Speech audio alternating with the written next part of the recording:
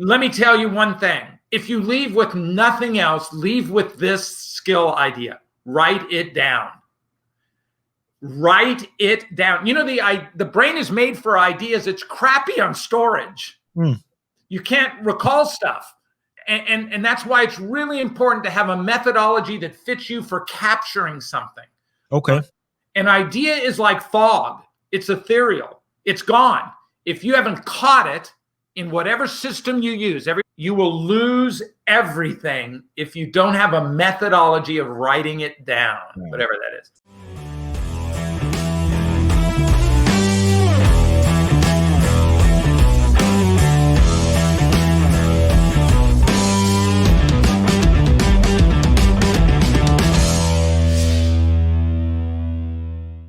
Hi, my superhumans. I am excited to introduce to you today this amazing man. Oh my goodness. Him and his company, they have helped tons of big companies that you know about. I mean, talk of Apple, Microsoft, IBM, General Mills. What did I even left out? Southwest Airlines. I mean, almost all the big companies have worked with him, and he has helped them to channel their true capabilities by pioneering methods in organizational dynamics and strategic thinking. I'm super excited to have this author, Mr. Stephen Harvill, here with us today to talk about how we can be superhumans. So, without further ado, welcome to the podcast, Steve. Thanks, Felix. I'm honored to be here and glad to be a contributor. I'm not sure about being superhuman, but I'll do my best. You are my superhuman. I'll do my best. I'm excited to have you here. So, I got the opportunity to sit with you, have lunch with you, and then talk to you and your lovely wife and learn a whole lot more. And I just figured, my audience, they would really love to hear from someone like you. Now, the very first question that I want to start with is, so I grew up in Africa, Ghana, West Africa, and in my sketchbook here, I don't know if you can see, this is something that they would give to us, and we only would write in them or draw when we were doing art in primary school. So like first grade up until 6th or 7th grade, and that was about it. But now that I've grown up, I've realized that I tend to go back to this. So what does a sketchbook mean to you? And how important is it? It's everything to us. In fact, every idea, every forward motion of a thought, every development of a product is a sketch element for us. It starts that way in simple, even scribbles becomes a little more formal as it becomes a storyboard, and it moves from a storyboard process into a post-it process of bits and pieces until we have a beginning, middle, and end. And all of this happens using a vocabulary of images. It's how the brain works. It increases comprehension, retention, all of those elements. It's something that everybody should learn. And the best part about it is it's not about art. It's not about drawing. It's about a simple process of sketching in a methodology that meets what you need. And so we've taught it for many, many years. It's been taught to me. I work on new images all the time. I'll sit in front while the TV's on and play with my sketchbook on different and new ideas. It's how we communicate just about everything we do. So, I heard you talk a little bit about how the brain works. And I know in the past you've made more like an example in saying that the brain wants an image instead of a word. How do I explain that to the normal person who has never thought about that before? That was just mind blowing to me. The idea of using an image it's a science thing. It's not just an art thing. It's a real honest to God science thing. 90% of our daily input is visual. If you take a picture versus a word, you'll increase comprehension by about 35%, and you'll increase, more importantly, retention by 65%. It's this idea of kind of an analog process, right? Of the brain looking and seeing what's happening before us and registering it. It also shifts time for us. if you're taking notes and you're trying to take notes on everything that's coming at you like a stenographer would in court, the brain doesn't register everything. But if you slow down and you collect images on those things that only you feel are important, that information starts kind of a transformation to knowledge to you. And that becomes important. There's a thing called the picture superiority effect. And it's a quick example of it is if you give someone the word circle, or you draw them a circle, and you come back to them 72 hours later and you say, tell me what we talked about. About 10% of them will recall the word circle, but 65% of them will recall the picture. Okay. And so all of that just leads you to why it's something that would be of value to you, not only to you, but to your clients, right? If you're sitting down, let's say you're a financial advisor, or insurance person, or in robotics, it doesn't really matter what it is. And you're trying to get an idea across to your client. It's much easier to do that by just a simple little journey and some very primitive sketching for them to understand that, which is why that's a skill set you should add to your toolbox. Okay. So basically, the brain helps you put things in context so you can present that idea, and then the image helps it connect. Yeah, it's it's in the old way of doing everything in a text-based element. It's kind of like trying to call up a dinosaur on a rotary phone for the brain, right? It doesn't. The brain goes, that's just way too much stuff. But tell me the essence of it, right? And the essence of it is really just this simple little journey.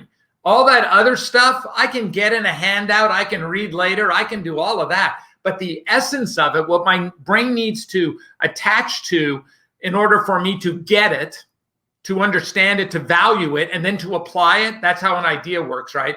Get it, value it, apply it. A picture will get you there faster than anything. And it's not even difficult, right? In 10 minutes, you can learn the basic principles of a sketch. It has only 5 shapes to it. Okay. A circle, a square, a triangle, a line, and a dot. Those are the 5 shapes. 5 shapes. From those 5 shapes, you can draw and make anything from it. Okay. And so, we spent 45 minutes with 3,000 financial advisors 3 years ago, teaching only those 5 elements. Oh, wow. And then during the rest of the conference, they would come up to us and say, here's the notes I took, like a little child that wanted to put it on the refrigerator. And I would look and I say, man, that's fantastic. And that was a 45-minute session, right? You can do it in 10, a series of 10 minutes. Okay. So for folks listening to this at home, how do they incorporate this into their day-to-day activity? Well, the first thing is there are a million resources online. I mean, a million. A guy named Mike Rohde, who's kind of the father of sketchnoting. His sketchnoting stuff will take you through it. There's drawing to visual. If you type sketchnoting into your search bar, it'll open a universe of resources for you to do. Okay. The second thing that holds people back is fear, right? Because they think of it as art, and it's not. So if you remove that art kind of fear, people have a tendency to want to jump in, and they'll look at something. In the old days when we used to get on airplanes, and I'd spend 42 to 45 weeks a year on the road. People would look over at my notebook on an airplane or sitting in a conference, and they go, "What is that?" And I'd go, "Oh, this is just the images of what. This is how I take notes on it," and they would be fascinated with it. So it's always garners a level of interest. People just stop because they think, "Well, I don't have the skill sets to do art," and you say it has nothing to do with that. Anybody can draw a stick person. Absolutely. Anybody can draw a light bulb. Absolutely. Doesn't take much to do it. And once you do it, you will never go back to the old way. So I heard you talk about the idea of building an idea. most of my listeners are entrepreneurs who have all these. They are creative thinkers. They have all these big ideas, but what really holds them back is how to start and where to start from. Then the next part is, well, how do I even present that information? How do you teach all these big companies to come up with first with the ideas and then streamline it to build the, best company that they could be of themselves? Most of the organizations have ideas. There's never a real shortage of ideas. Ideas exist in the universe. They're plentiful. Anybody can grab a hold of them. It's not normally the idea. It's being able to have a sense of doing the idea, right? Of making the idea something real. Okay. And so if you think about any idea, doesn't matter what it is. It can be a chemical equation. It can be a song. Doesn't matter. It follows this 3-part journey, and it's an unbelievably simple 3-part journey, right? The first thing is we call it I get it. If you don't understand at the beginning, the rest of the journey's over. It's done. So the idea at the very beginning, I have to get it. I have to understand it. I have to be engaged with you in it. So a ton of focus has to go on at the very beginning so that you can make the idea understandable to me. And that's the stumbling block where almost all ideas fail in the amount of focus that they need is at the beginning. The best tool for that is using stories, right? Story is the best tool for the brain to engage with. And you have to get it. And I was just doing a webinar. I was in the queue, right? There were like 3 presenters ahead of me. And all the presenters ahead of me were highly industry specific knowledge. And I was watching them, and I was sitting there, and I was looking at the all text and tiny little graphs with 9-point font and all the lines looking the same. And I was sitting there thinking, this is like being in prison. It's like getting on board the Titanic. Nobody is understanding hardly any of this, even if you're in the industry and you know the vocabulary. So that beginning point of I get it, you have to structure around that at the very beginning. I get it. So in that context, are you thinking about your audience getting the idea, or I get it meaning you understand the idea? It has to start, obviously, with you understanding it. And then it has to be given to the audience in the context that they would understand it. And you have to design its delivery based on that. The great American physicist Robert Feynman used to say that if at any point during your teaching someone doesn't understand it, then you don't understand it. And you need to go back to the beginning to figure it out. You ought to be explaining it to your significant other, to your mom. It doesn't to someone else, and you can say, are you with me on it? I think the greatest detriment and lack of an idea being presented to anybody is the lack of attention to I get it. The second part then is I value it, right? After I understand it, you have to help me value the idea. Just understanding it is the beginning of the journey. The next is the hardest part, right? Because everybody has different value filters in the way they think. So you got to fight your way through that to have someone say, not only do I get that idea, I value that idea. That's the second part. And it takes some confirmation emotionally to get there. And the last piece is I can apply this idea in the context of what I do. Okay. Right? So if I'm learning a new lick on the guitar and I get it, I really want to play it so I have value in it, but I don't have the skill sets to apply it yet, right? Or it's a little difficult for me. It breaks down a little at that application point. It doesn't ruin it because it's already made it to the third step. It just means it needs more focus on the application. So we call this the idea journey. I get it, I value it, I apply it in context. And that's it. That it's a 3 light bulb journey. So I get it, I value it, and I apply it. Exactly right. And the application is even more finite if it can be applied in the context of what you do. Okay. Like, for instance, I can map I'm a mathematics science person. And so I can map the elliptic of a planet. The arithmetic isn't very difficult on it. Well, the mathematics isn't very difficult on it, but I don't have any application for it. Yeah. So is there any point in time where you can go from step 1 to step 2, and then once you finally get to step 3, you're like, yeah, maybe that idea is dead? Yeah, it's a very good exercise, isn't it? Because wouldn't it be better to get to maybe that idea is dead before you've done a crap load of energy and work and economics behind it?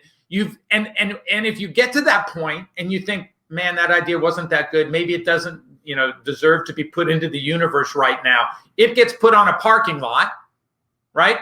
All that isn't for waste. The idea just may not, the timing may be off. And then the next idea comes up, but you have to go through that 3-part process again. It helps you make decisions, right? It's like a filter for decisions. Okay. We teach that a lot. Okay. So I have gone through, I get it, I value it, and I think, you know what, this can definitely be applied, right? But then I realized I wasn't born with that natural charisma or confidence to be able to bring it out into the world. Yes, I can go talk to my mom, my sister, my family, people around me, and then explain it to them. But I wasn't born with all of this natural charisma that someone like Steve Harvill has. You can just put it out there. What do I do? Well, that's the recognition of strength and weakness, right? You didn't want Einstein teaching a class necessarily. His English wasn't great. He had a little trouble transmitting stuff that was in his head, but there were other people that understood the idea, valued the idea, could apply the idea, and then could teach the idea. It's not, you wouldn't want to hear Pollock describe the painting process for the abstract, right? Everyone has a very distinct skill set. And the successful elements fill gaps, right? So maybe the presenter isn't you. It's someone else, right? So you just simply fill the gap that exists. Back in Isaac Newton's days, whenever they came to a problem that they couldn't figure out the answer to, they would call it the God of the gaps. They would just say, oh, that's God. They wouldn't work out the math. That's just God, the God of the gaps. And so when that gap appears, you don't want to just throw it out there. You want to fill it. Okay. Right? Okay. Yeah. And you fill it with someone that helps you do that.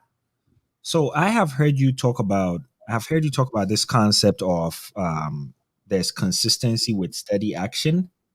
And then so you've talked about all these scientists, most of the time they leave clues, like success leaves clues. So how do you find people who have done what it is that you are trying to do so you can learn from them? Is there even any value in that at all? Oh, there's tremendous value in this. Here are 2 big questions to ask. The first is, have we ever seen this before? Right? In the COVID instance, we have seen viruses like this before, right? Okay. This virus is a little different. Its protein structure is a little different, but it's in the same family of viruses that we've seen before.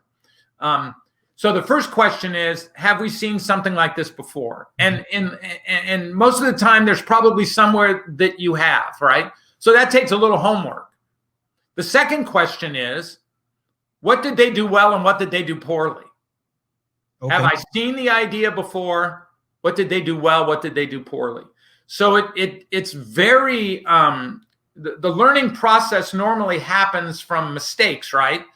And what we call the bounce, the ability to make that mistake and then bounce forward and up instead of just wallowing in the mistake, right? We call it the bounce. You have to have the bounce. And if you look around, you'll find people that have done a wide variety of things. Every day of my week has a little avenue of theme to it, right? So Tuesdays are R&D days for me, research and development days.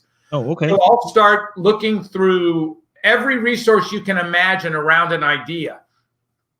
I'll say, I haven't thought about it that way before. This morning there was a, hold on just a sec. Sure.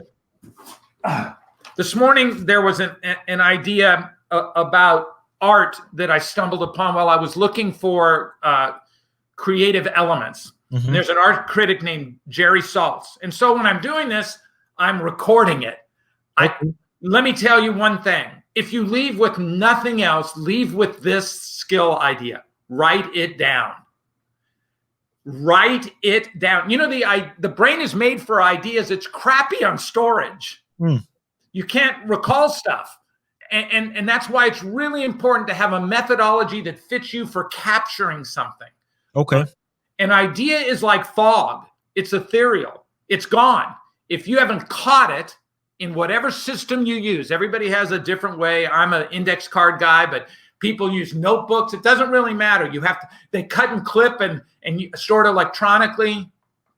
You will lose everything if you don't have a methodology of writing it down, whatever that is. Okay. So this morning, this guy named Jerry Saltz, he's an art critic. He said, your art is an idea about all the art you've seen before, meaning that it's just a combination of stuff that you've seen before, right? It comes from other art. It's a self-replicating organism. And so most of the stuff that you've seen and you're building originally, you're building from bits and pieces and parts that you've seen before. That's how stuff, you know, in music, there are only 7 notes, right? A, B, C, D, E, F, and G. And so all stuff is built from that. It's been built.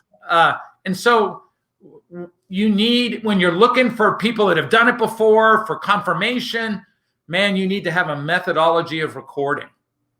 For me, I'm a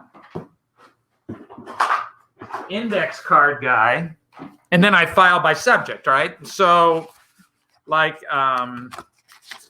you know, these are all index cards. Oh, you can't even see them. They need to be closer because they need to be. Oh, yeah. It was a little closer. Yeah, I think it's the lighting. There you go. Right there. You know, they're all full of images and stuff, but I capture every idea by stacks of index cards. And then I file the index card by the idea so I can find it again. Wow. Originally, I captured stuff like this in notebooks. And then I'd have to go back and try to find them based on color codes. I still use that for scribble. This is just scribble stuff. But when I formalize it, it goes on an index card. It's a little more formal. This notebook is what I call my scribble desk book. And anytime something grabs my idea, I just scribble it down. No rhyme or reason. But you need to have a process for that. I don't care how you capture an idea. You need to have it. And if you're going to sketch your ideas, you need to choose your methodology, right? Like, what's your favorite pen? What's your favorite pencil? What kind of paper do you like to use? Because it'll make you do it more if you got stuff you like. So most of my listeners are also, they are very spontaneous. But from what you are teaching us right now, it looks like everything is pretty much organized. So you have, all right, I have these steps, 1, 2, 3. I have to get it, I value it, and I apply it. When I'm building an idea, I have to try to identify the patterns between that. When I'm taking my notes down, you even talked about having a day where you just do R&D. How good is being organized? And also, how do you stay organized and not get into the whole idea of being super predictable? Let me see. What was the first part of the question? So how important is being organized? It's not as objective as you probably think it is. It's more a subjective thing. I have in the writers community, I see people that organize all different ways. They all organize. Some are more formal. I'm a little more formal because that's what I've learned over the years. I'm old. And so when you're old, you learn over the years what does and doesn't work for you. And it took me a while to develop the index card system that I use. But I think it's a much more subjective thing, right? It's just whatever fits you. You can't not have it, right? Because you have to find things, and you don't want to be a discoverer over and over and over again of the same thing, right? So you want to have some type of methodology, and everyone will do it differently. I don't even care what you use. People that in my company, some of them are all electronic. They're all iPad stuff, sketching with their pencils, their iPencils, Apple pencils. I'm an old school analog guy. I need to kind of feel the pencil hit the paper, the pen hit the paper. So that's, first of all, you have to have something. I don't care what it is. You can't have nothing. Mm-hmm. And it's important. If not, you're just sitting around just doing nothing, right? I mean, you're not building anything. You're not thinking. You're not saving. You're not pondering. You're not capturing an idea. You're not doing any of that. So basically, what I'm hearing you say is, regardless of whichever way you look at it, you are organizing in one way or the other. You are. And even if you do nothing, you think you're organizing. Right? I mean, it's a lie you tell yourself in your head. You think it's all up here. And you go, why would you keep it there? That's not what that's for. You're given a million ways to do something. I don't care how you do it. You have to do something. If you're not, you're lying to yourself, which, that may work for you too. I don't know. You're never out of ideas, so you better figure out how to capture them. Gotcha. And then you talked about how you spend your days. Can you tell us a little bit about some of the things that you do to stay this sharp, even as a young man? That's gone through as a young man. That's gone through a lot of machinations also. There are only really two things that I think are important that work for me. The first is, what is the one critical thing, what we call the OCT? What's the one critical thing that has to be done that day? Okay. Everything else is gravy. Everything else is just extra. The one critical thing drives focus and energy. So I always know what the one critical thing is every day. I capture it. I'm old school, right? There you go. It's the lighting, I think, right? Yeah. The first line is in red. Mm-hmm. It says OCT next to it. I write it down every day. One critical thing. I always have, and then everything that falls below it on the to-do list is just whatever, right? It's gravy. That's one important thing. The other important thing I do, and I'm old school, is I have a theme for every day. So you can see they're in different colors. Yep. So for instance, Monday is financial. I make sure all the financial stuff gets done. Tuesday is marketing. So I'm working on LinkedIn. I'm working with clients. I'm working on getting the news out. Wednesday, I write. It's my writing day. Oh, so today's Tuesday. Today's marketing. Sorry. Thursday is research and development. And then Friday is catch up. All the stuff that I missed that fell through the cracks. Wow. And those are the major themes of the day. I may only spend 20% of my time on that theme, but that theme always gets attention. Okay. So if someone works, a shift job, they are not on Mr. Harvill's level. They work a shift job. What I hear you saying is still definitely just have a theme for your days. And Absolutely. all what that theme means is that for that specific day, that part is going to get the most attention. Yeah. And the OCT may not fit into the theme. So the OCT gets done first. But yeah. And you could have the same theme for a week or a month. I just do it by day. It doesn't really matter. It's whatever works for you. Okay. So it can even be so you can have the whole week and all you do is just R&D. That's it. Yep. Absolutely. You have your one critical thing. Absolutely. And one critical thing doesn't have to fit the theme. Sometimes it doesn't because it's set by exterior forces, right? Yep. Where I'm setting my themes, the OCT may be set by a client, right? So you never know that. But I am always looking at ideas. And you're right. I have, I have time to allocate any way I want.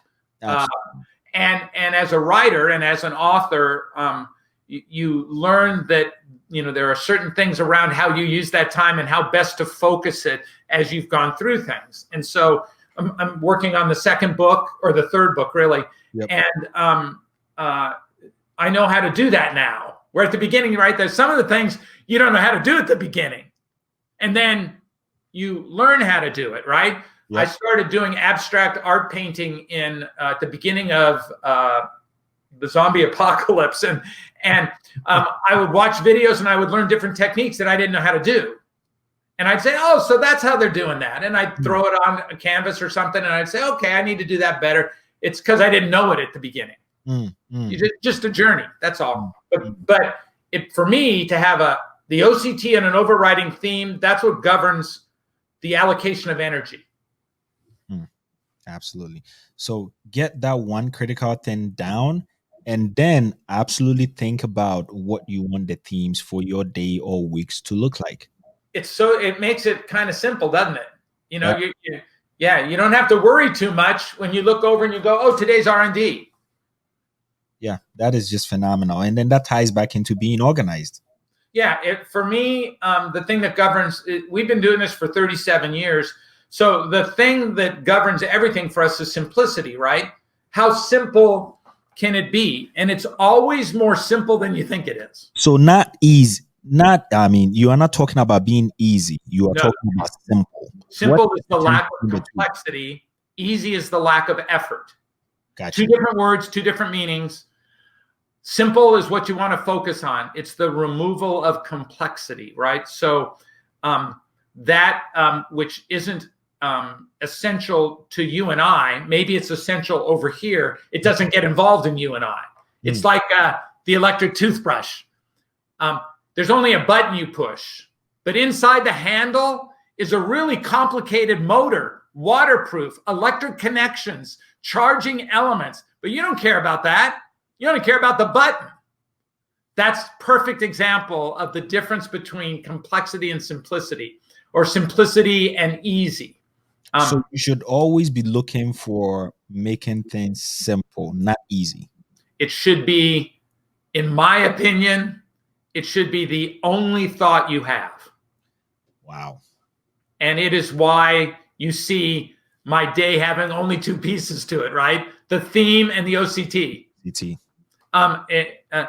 I am a master of simplicity, and I would say that the vast majority of work we do with our clients is around that theme. Wow. That is amazing. I just write on index cards, and then I stick the index cards in a file. It's really quite simple. It's a little discipline, right? You have to have discipline. Wow. But that's all it is. It's never as the most complicated mathematic formulas that we've seen have like three parts, right? Einstein's relativity, the law of motion by Newton, three parts. So simple. Now, this is the question that I ask all of my guests whenever they join us. What is your superpower? My superpower is around simple and discipline. I'm very disciplined. And so that makes my time focused. Now, I may work from 6 a.m. to 2 p.m., let's say, and I'm highly focused at that, and then I'm done. I'm a morning guy. I know that. I'm disciplined in my mornings. I lose my focus by mid-afternoon because I've been up and at it for so long. So I focus my attention around that. If I had any superpower at all, it's my ability to see the simple way things can be done and the discipline around it to do that. You would be hard-pressed to find anybody more disciplined or have more simplicity than I do. And if that's a superpower, I'd like to be in the Avengers. If possible. Yeah, and you know, the more I think about that, once you make it simple, you free up your mind to do a lot more thinking. Yeah, I take breaks too. I pick up my guitar and I'll play a song. If I find myself drifting a little, I'll stand up and go for a little walk. I'll look at a painting. I'm always moving. All things are always in motion, right? And they're moving forward because the arrow of time doesn't go backwards. It only goes forwards. Forward. And so that's the it's not really a secret. That's the formula. That's the formula. Well, it has been amazing, Steve. Thank you so much for joining us on the Superhuman Mindset podcast. Where can people find you? Sure. Everything that we do is pretty much free to everybody. You can go to Creative Ventures. That's the name of the company. creativeventures.com. It'll give you access to our newsletter for which you can sign up for. It'll give you access to the blog. It'll give you access to our video library. All of that is there. And if anyone has any questions at all, you can contact me, and I'm sure you'll give them an email. It's steve@creativeventures.com. You can send me a note and say, hey, I heard John Felix, and I'll help anybody, anytime, do anything. Wow. And do you have any social media platforms that yeah, we're on everything. We're on LinkedIn, and we're on Twitter, and we're on Facebook, all Creative Ventures. And if you go to the website, there's all the links to all of that stuff. All of that. I post every Thursday on LinkedIn. If you want to know what we're thinking about, every Thursday at 11 a.m., you can write your comments on stuff like that. So that'll give you the LinkedIn access. And then occasionally I'll throw something else in, but Thursday at 11 is religious. Amazing. Well, thank you, folks. This has been spending the amazing time with my creative venture hero, Steve Harvill. It has been amazing. And join us again for our next podcast. This has been Time with Phil.